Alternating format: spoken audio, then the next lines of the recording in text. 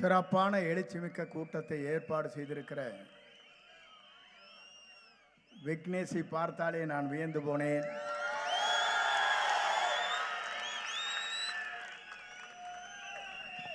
அவருடைய ஆற்றலும் சிந்தனையும்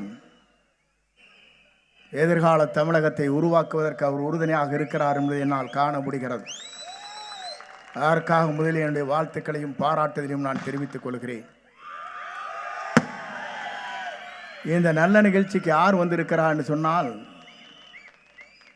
உயிரோடு நேசிக்கிறவர், தலைவரை நேசித்து 30 ஆண்டு காலம் தன் அயராத பணியின் காரணமாக மன்றம், மக்கள் நலன், இப்போது இயக்கம் என்ற முறையில் உருவாக்கி இருக்கிற என் போற்றுதலுக்குரிய பொதுச் செயலாளர், என் அன்பிற்கினிய அருமை அண்ணன் குஷி ஆனந்தன் அவர்களே, சிறந்த நிகழ்ச்சியிலே கலந்து கொண்டு போர்ப்படையின் தளபதியாக இங்கே வருகை தந்திருக்கிற கொள்கை பரப்பினுடைய பொதுச் செயலாளர், என் அன்பிற்கினிய சகோதரர் அர்ஜுன் அவர்களே,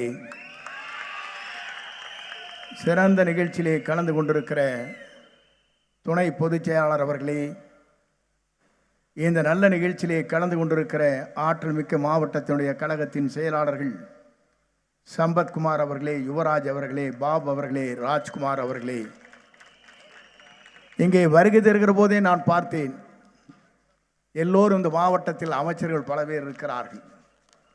அமைச்சர் அத்தனை பேருக்கும் சிம்ம சொப்பனமாக இந்த கூட்டம் இங்கே இருந்து கொண்டிருக்கிற காட்சியை நான் காணுகிறேன். நாளை என்ன நடக்கப் போகிறது என்று வேந்து போய் கொண்டிருக்கிறார்கள். 50 ஆண்டு கால அரசியலுக்கு பிறகு புரட்சி தலைவரிடத்திலே இதைத்தான் கேட்டார்கள். அண்ணாயிசம் என்றால் என்ன என்று கேட்டார்கள். அப்போது அவர் சொன்னார், அண்ணாயிசம் என்பது ஒழுகாத வீடு, கிளியாத உடை, ஆறாத சோறு இந்த மக்களுக்கு தருவேன், அதுதான் அண்ணாயிசம் என்று சொன்னார். நானே குறிப்பிடுவதற்கு காரணம், அதற்கு பிறகு அம்மா அவர்கள், அதற்கு பிறகு நம்மிடத்திலே 50 ஆண்டு காலத்திற்கு பிறகு ஒரு நொடிப்பொழுதிலே தூக்கி எறிந்ததற்கு பிறகு தூக்கி பிடித்தவர் தான் நம்முடைய வெற்றி கழகத்துடைய தலைவர் வெற்றி தளபதி அவர்கள் என்பதை நான் கருவேன். எனக்கு இப்போது 20 வயது குறைந்திருக்கிறது. ஏனென்று சொன்னால், இளைஞராக இன்றைக்கு ஓடுவதற்கு அவர் என்னை தயார்படுத்தி இருக்கிறார். இரவு பகல் பாராமல் அவர் உழைப்பதற்கு நான் தயாராக இருக்கிறேன் என்பதை நான் இந்த நேரத்திலே தெரிவித்துக் கொள்கிறேன். இங்கே 29 தொகுதிகள் இருக்கிறது. கொங்கு மண்டலத்தில் 29 தொகுதியும் அவருடைய காலடியிலே வெற்றிக்கணியை உருவாக்குவதுதான் என்னுடைய லட்சிய பயணமாக இருக்கும். யாரை விரல் காட்டுகிறாரோ அவர்தான் சட்டமன்ற உறுப்பினர், யாராலும் மாற்றி காட்ட முடியாது.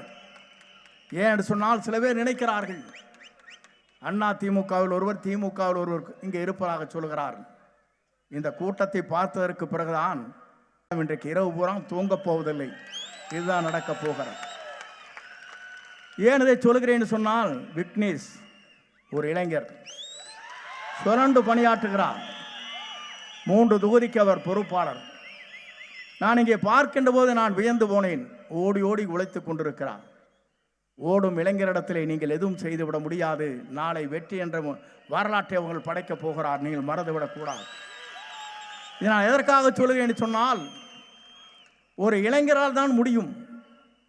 ஒரு நாட்டை மாற்றுவதற்கு ஒரு நல்ல தலைமை தேவை.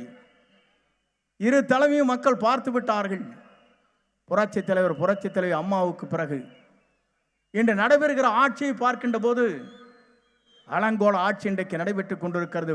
கொள்ளைகள் நடைபெற்றுக் கொண்டிருக்கிறது. சட்ட ஒழுங்கு சரியாக இல்லை. பெண்களுக்கு பாதுகாப்பில்லை. அதே போலதான் குப்பைகள் இங்கே குவிந்து கொண்டிருக்கிறது. அதை சரி செய்வதற்கு அவர்களால் முடியவில்லை. மரப்பாலத்திலே கட்டி முடிக்கப்படுகிற பாலங்கள், இங்கே ரயில்வே பாலங்கள் கட்டி முடிக்கப்படவில்லை. இங்கே இருக்கிற செக் போஸ்ட், அதில் ஆட்கள் இல்லை. நான் எதற்காக இதை சொல்கிறேன் என்று சொன்னால், அனைத்தும் மாற்றக்கூடிய சக்தி, ஒரே சக்தி நம்முடைய வெற்றி கழகத்துடைய தலைவராக இருக்கிற தளபதிக்கு மட்டும்தான் இருக்கிறதே தவிர யாருக்கும் இல்லை என்ற வரலாறு படைக்கப் போகிறோம். நான் இது எதற்காக சொல்கிறேன் என்று சொன்னால், வேடிக்கையாக சொல்லவில்லை. புரட்சி தலைவரோடு பயணத்தை செய்கிற போது இதைத்தான் சொன்னார்கள். நடிகர் நாடாள முடியுமா என்று கேட்டார்கள். நடிகர் நாடாளு மட்டுமல்ல, நாட்டையே ஆண்டு கொண்டிருக்கிற வரலாற்றை படைக்கக்கூடிய தலைவராக நம் தளபதி வருவார். அதை யாராலும் மாற்றி காட்ட முடியாது. இதைத்தான் நாம் இங்கே எண்ணி பார்க்கிறோம். இங்கே வருகிற போது நான் பார்த்தேன், மக்கள் வெள்ளத்தை ₹1 கூட கொடுக்காமல் இவ்வளவு பேர் நீங்கள் கூடியிருக்கிறீர்கள் சொன்னால் உங்களை வெல்வதற்கு எந்த சக்தியாலும் முடியாது. இதே கூட்டத்தை கூட்ட வேண்டும் என்று சொன்னால் அமைச்சர்கள் என்ன செய்ய வேண்டும் என்று சொன்னால் ₹2 கோடி செலவு செய்ய வேண்டும். ₹1 எங்களுக்கு தேவையில்லை. நாளை தமிழகத்தை ஆளப்போகிற தளபதி தான் வேண்டும் என்று இங்கே மக்கள் கூடியிருக்கிறீர்கள். இதை காணுகிற போது நான் பார்க்கிறேன். நான் பல்வேறு நிகழ்ச்சியை நடத்தியவன். எல்லோரும் எல்லா கட்சிக்கும் போவாங்க, எப்படி நடக்கிறது என்பதை பார்ப்பார்கள். இங்கே கூட ஒரு மகாநாடு நடைபெற்றது, திமுகவுடைய பெண்கள் மகாநாடு. அதற்கு ₹110 கோடி செலவு. எத்தனை கோடி? ₹110 கோடி. ஒருவருக்கும் ₹1000. செல்வதற்கு பெண்களுக்கு சேலை, பேருந்து வசதி, அத்தனை பேரும் அங்கே வந்தார்கள். இங்கே எழுச்சி எப்படி இருக்கிறது என்பதை நாம் காணுகிறோம். அங்கே எழுச்சியே இல்லை. 110 இருக்கிற கூட்டத்தை நாம் பார்த்தோமே தவிர எழுச்சி மிக்க கூட்டத்தை பார்க்கவில்லை.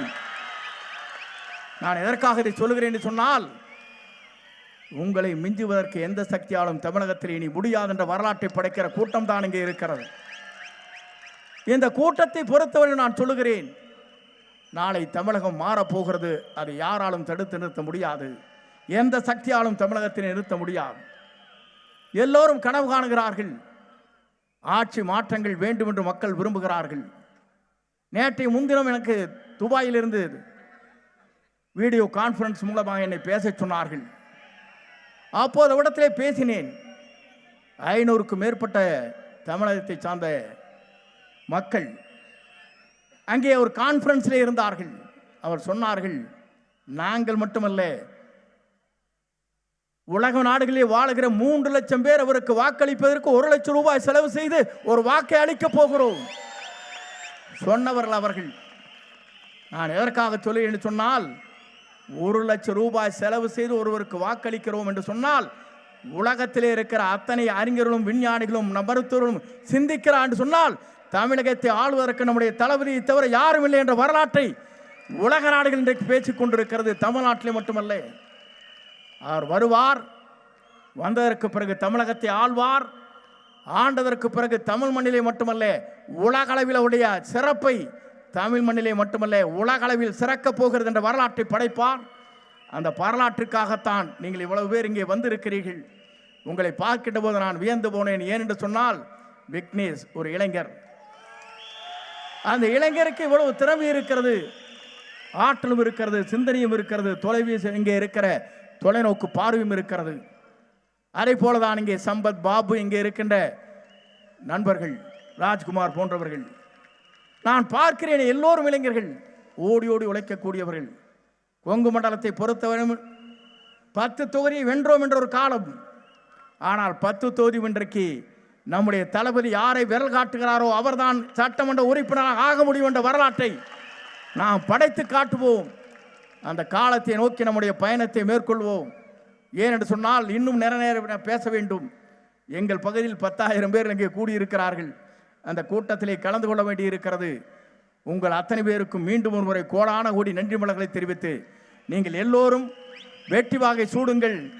இளைஞர்களாக இருக்கிற நீங்களுடைய எதிர்காலத்தை நோக்கி பயணங்களை மேற்கொள்ளுங்கள்.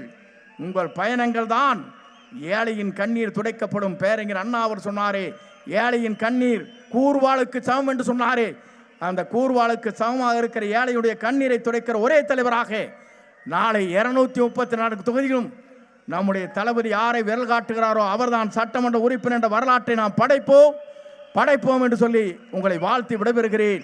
நன்றி, வணக்கம். செய்திகளை உடனுக்குடன் தெரிந்து கொள்ள நியூஸ் ஆன் தமிழ் சேனலை உடனே சப்ஸ்கிரைப் செய்யுங்கள்.